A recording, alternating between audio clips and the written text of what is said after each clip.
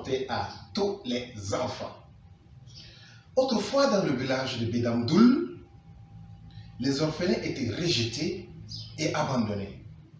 Selon cette triste habitude, une année, le petit Ngor Al, orphelin de père et de mère, fut amené dans une brousse lointaine parce que personne ne voulait s'occuper de lui et de ses oncles qu'il avait recueillis après la mort de ses parents et l'avait élevé presque 10 ans, mourut lui aussi, et sa veuve avait beaucoup de peine à élever ses propres enfants. Le chef du village à qui elle avait fait appel décida donc d'abandonner le petit Ngon Al dans la brousse. Ainsi, l'enfant se retrouva seul parmi les animaux sauvages, très loin de son village et très loin du village le plus proche.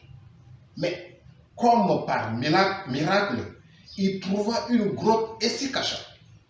Or, grâce au génie, dans le fond de cette grotte, on avait caché, sans doute pour les protéger des razzias, des vivres les plus diverses, de la viande séchée, des sacs remplis de haricots et tout ce qu'il fallait pour vivre en paix. Dans la bourse épaisse qui entourait Ngon Al, il put ainsi éviter la mort et apprit à mettre des pièges et à se distraire en regardant les ombres les nuits de pleine lune. Mais nuit et jour, il maudissait les habitants du village qu'il avait abandonné. Il souhaitait les pires catastrophes dont il avait entendu les anciens parler. Les pluies qui noyaient les récoltes, ou au contraire la sécheresse, ou encore les invasions des criquets. Ces malédictions furent efficaces. Ainsi, des semaines, des mois passèrent, sans qu'une goutte d'eau ne tombe à Bedamdoul. La tristesse est devenue pesante, car ni le manioc, ni le haricot, ni le sorgho ne germaient des terres qu'on avait ensemencées, et la perspective de la famine accablait grands et petits. Au contraire, la pluie de l'hivernage avait arrosé tout le village alentour. Partout, les paysans s'apprêtaient déjà à des récoltes abondantes.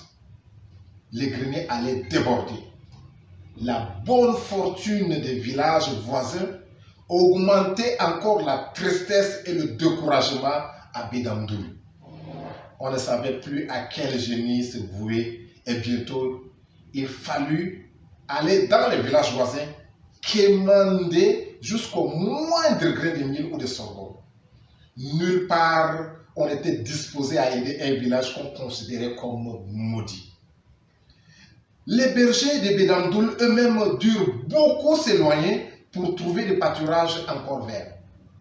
Un jeune berger, à peine plus âgé que Ngon Al, alla même jusqu'à s'approcher de la grotte perdue où leur frère avait trouvé refuge. Ces vaches paissaient paisiblement sur un tabu d'herbes bien vertes proche de ces lieux. Quand l'une d'elles quitta le troupeau, le petit berger la suivit et découvrit, tout tenu au bas de la falaise où elle se trouvait, un creux d'où sortait d'une voix humaine. Prêtant l'oreille, il fut stupéfait d'entendre ces mots. « Habitants de Bedamdoul, maudit soyez-vous qui m'avez abandonné loin des hommes. Je suis seul de tout et sans la nourriture que j'ai reçue du fond de cette grotte. Je n'aurais pas survivre à cet abandon. Que vos semences se noient sous les pluies d'hivernage. Que la sécheresse fasse mourir les jeunes puces. Que les sauterelles dévorent ce qui reste sur ses pieds. Puissent vos enfants en périr, puisque vous ne faites pas l'effort de prendre soin des orphelins.